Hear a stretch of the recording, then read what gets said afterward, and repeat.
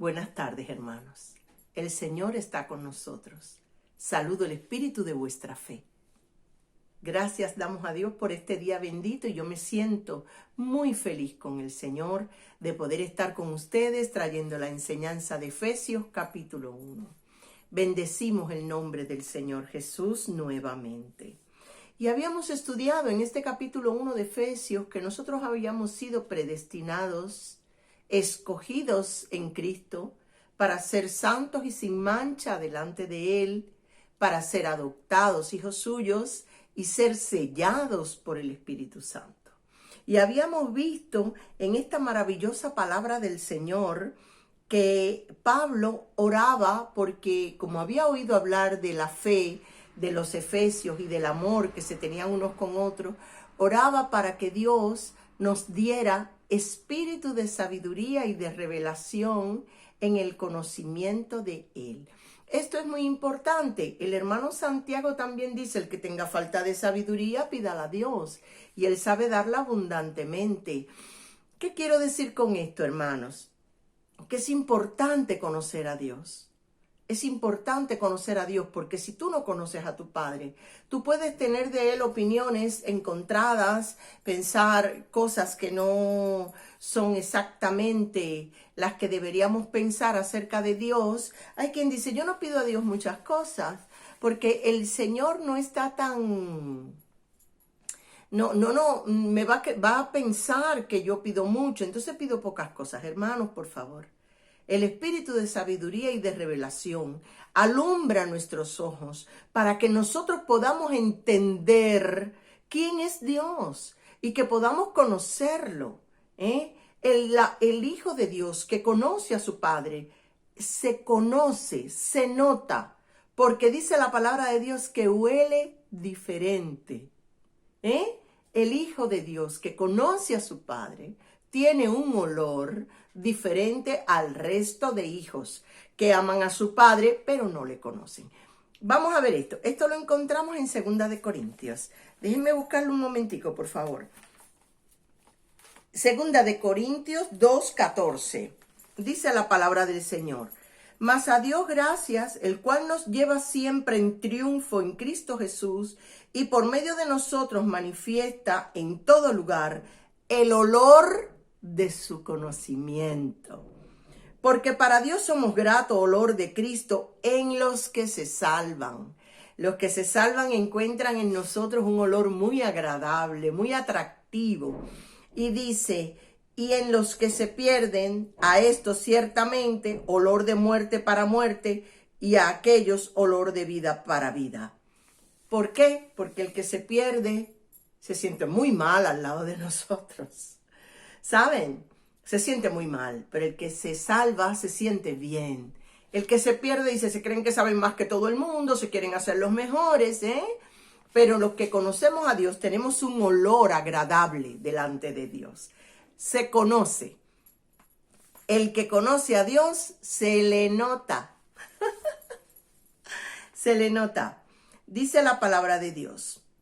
Alumbrando los ojos de vuestro entendimiento para que sepáis cuál es la esperanza, que es volver al Padre, porque nosotros salimos del Padre, Él sopló aliento de vida, salimos del Padre y vamos a volver a Él. ¿Entienden por qué decimos regresar a la casa del Padre? Porque salimos del Padre y vamos a volver al Padre, los que nos salvamos. Dice, la esperanza a que Él os ha llamado y cuál es la riqueza de su gloria, de su herencia en los santos. Las riquezas de su gloria, todo el bien de Dios pasando por delante de nosotros.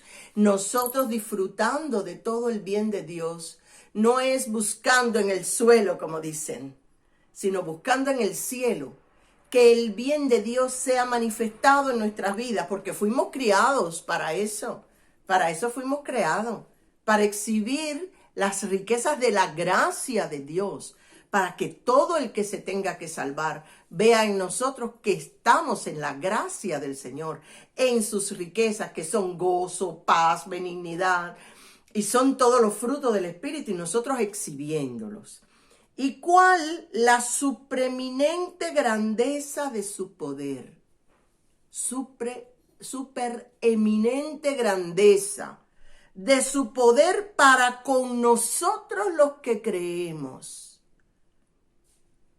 según la operación del poder de su fuerza. ¿Cuál es el poder que Dios tiene con nosotros? Fíjense, hermanos, bien, es la operación del poder de su fuerza. Dice, la cual operó en Cristo resucitándolo de los muertos y sentándolo a su diestra en los lugares celestiales. Resucitó a Cristo, transformó su cuerpo. Lo sentó en lugares celestiales, hermanos. No fue que lo resucitó y luego volvió a morir, no. Sino que pasó a los lugares celestiales. Dice, sentándolo a su diestra en los lugares celestiales. Ahora fíjense cuál es el poder que Dios tiene con nosotros. Dice, sobre todo principado y autoridad y poder y señorío. Sobre todo principado y autoridad y poder y señorío.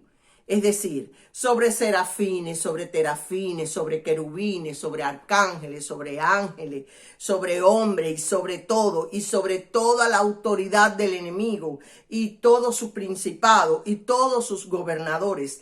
Sobre toda la creación de Dios puso a Jesucristo. Sobre toda la creación, todo lo creado está debajo de los pies de Cristo. Todo. Y dice, y sobre todo nombre que se nombra, con excepción al nombre del Padre, que Él es Dios. Sobre todo nombre que se nombra, no solo en este siglo, sino también en el venidero. No hay un nombre más grande que el nombre de Jesús. No hay un nombre más grande ni en el cielo, ni en la tierra, ni debajo de la tierra. Y sometió todas las cosas bajo sus pies. Y lo dio por cabeza, oigan esto, hermano, sobre todas las cosas a la iglesia. ¿Entienden eso? Y sobre todas las cosas que Él es la cabeza de todo en el universo, de todo lo creado. A la primera, a la iglesia. Hermanos, dice, la cual es su cuerpo. La iglesia es el cuerpo de Cristo. Somos personas unidas espiritualmente en amor de tal manera que formamos el cuerpo de Cristo y todos los principados y las potestades y todo nombre que se nombra está debajo de nuestros pies. Está debajo de los pies de aquellos que formamos el cuerpo de Cristo. La iglesia es un cuerpo espiritual preparado y dotado de todo poder, en el cielo y en la tierra. Fíjense, sobre todo principado y sobre todo señorío y sobre todo nombre que se nombra, a excepción del nombre de Jesús, del nombre de Dios. Hermanos, con esto, y quiero que lo sepan, no quiero decir que nosotros mandamos a los ángeles, porque no somos la cabeza de los ángeles. La cabeza es Cristo, de la iglesia y del mundo. Y como todos saben, la cabeza es quien manda. La cabeza es quien manda, pero todo señorío y toda autoridad y todo está debajo de nuestros pies porque formamos el cuerpo de Cristo. Para formar el cuerpo de Cristo hay que haber sido elegido, estar sin manchas delante de Dios, en amor, en fe y en obediencia. Porque dice el Señor, nadie diga que me ama si no me obedece. ¿Comprenden? Y nosotros somos el cuerpo de Cristo. Ahora, escuchemos más. Vuelvo y repito. Los ángeles nos ayudan a todos los que hemos de heredar el reino. A todos los que estamos en Cristo. Los ángeles son servidores nuestros que nos ayudan. Nosotros no tenemos autoridad sobre ellos. La autoridad sobre todo principado lo tiene la cabeza. Y sobre la iglesia la tiene la cabeza, que es Cristo Jesús, el único que está autorizado con toda autoridad sobre todo lo creado. Pero nosotros que somos su cuerpo, todo está debajo de nuestros pies. ¿Comprenden, hermanos?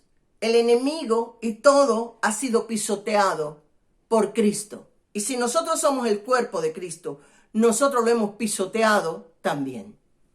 Al enemigo, el enemigo está vencido, está derrotado, y el cuerpo de Cristo, que es la iglesia, está dotado de todo poder en la fe del Señor, para señorear sobre todas las cosas también. ¿Sabe? Dice la palabra de Dios. Y sometió todas las cosas bajo sus pies y lo dio por cabeza sobre todas las cosas a la iglesia, la cual es su cuerpo. El cuerpo de Cristo, dice, la plenitud de aquel que todo lo llena en todo. La iglesia es la plenitud de aquel que todo lo llena en todo. Nosotros llenamos el universo, el mundo. Nosotros somos su cuerpo, somos la plenitud de Cristo, que llena todo en todo el Señor. Hay muchas personas, sinceramente, Cristo tiene que llenar nuestros corazones. Eso es lo que se llama ser la llenura del Espíritu Santo. Hermanos, si alguno tiene otro deseo en su corazón que no sea el deseo de conocer a Cristo, de amarlo y de manifestarlo al mundo, quiero que sepa que no pueden haber dos cosas ocupando el mismo lugar en el espacio. El Señor Jesús, si Él ocupa nuestro corazón, no hay ningún deseo que esté por encima del deseo de conocerlo y de ser llenos de Él. El hombre fue creado para estar lleno de Dios. Cuando un hombre no está lleno de Dios, se siente vacío, necesita muchas cosas. Porque tú dices, bueno, yo voy a ser feliz y bienaventurado si tengo un coche. Después querrá tener un seguro, después querrá tener dinero para gasolina, después querrá tener un coche mejor. Porque todos queremos más. ¿Saben? Cuando nuestra felicidad está puesta en algo que necesitamos y que queremos, quiero decirte que Dios no te ha llenado plenamente. Porque el que está lleno de Cristo, todo le sobra. Si lo tiene bien y si no también. Y se come un pan y está feliz. Y se come un jamón y está feliz también. Pero no se siente solo, porque el que tiene tantas ganas de tantas cosas, quiero decirle, hermano, que está vacío. Y yo le provoco a usted a orar por la llenura de la plenitud de Cristo en su vida, para que usted sea feliz con todo y con nada. ¿Entienden? Porque les voy a decir, hay gente que dice, es que yo tengo necesidad de física. Sí, pero eso que tú tengas necesidad de física lo llena Cristo. Si Cristo está en ti, Dios te da todo. Los ángeles están a tu servicio porque estás en Cristo. ¿Comprende, hermano? Y le voy a decir más, le voy a leer aquí algunas cosas de un hombre que además de sabio era rico, que es el sabio Salomón. Decía Salomón que era un hombre que estaba completo de todo. Fíjense, todas las bendiciones que Dios pueda darle a usted tampoco lo llenan. Porque a él le dio sabiduría y además le dio riquezas. Y estaba vacío Salomón. En una parte dice que él, dice, me amontoné también plata y oro y tesoros preciados de reyes y de provincias. Y me hice cantores y cantoras de los deleites de los hijos de los hombres y de toda clase de instrumento de música.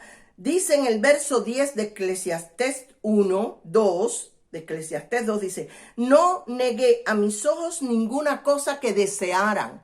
Es decir, estaba pleno de placer, pleno de dinero, pleno de conocimiento, pleno de todo y estaba vacío. Porque él dice al final de todo esto, dice en Eclesiastés 2:17, dice, aborrecí por tanto la vida, porque la obra que se hace debajo del sol me era fastidiosa. Dice en el 18, aborrecí todo mi trabajo. Y dice al final, porque él dice que lo mejor que le puede pasar al hombre es que coma y beba y que su alma se alegre en su trabajo. Al final de su vida, el sabio Salomón, que era un hombre de éxito, dice en el capítulo 12, dice, acuérdate de tu Creador en los días de tu juventud, antes que vengan los días malos y lleguen los años en los cuales diga, no tengo de ellos contentamiento. Que al final de tu vida tú no estés contento con tu vida, a pesar de todo lo que hayas tenido, porque no has hecho nada que valga la pena. Y dice al final del sabio Salomón, dice, el fin de todo el discurso oído es este: teme a Dios y guarda sus mandamientos, porque esto es el todo, subráyenlo en su Biblia, el todo del hombre. Teme a Dios y guarda sus mandamientos, dice el hombre más exitoso y más sabio de la historia conocida.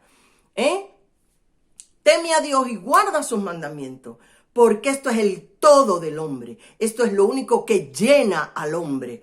Iglesia de Dios, ore por la llenura de la plenitud de Cristo en su vida y permita que cuando usted vea que tiene un deseo por encima de Dios, usted pueda someterlo debajo de sus pies y llenarse del Espíritu.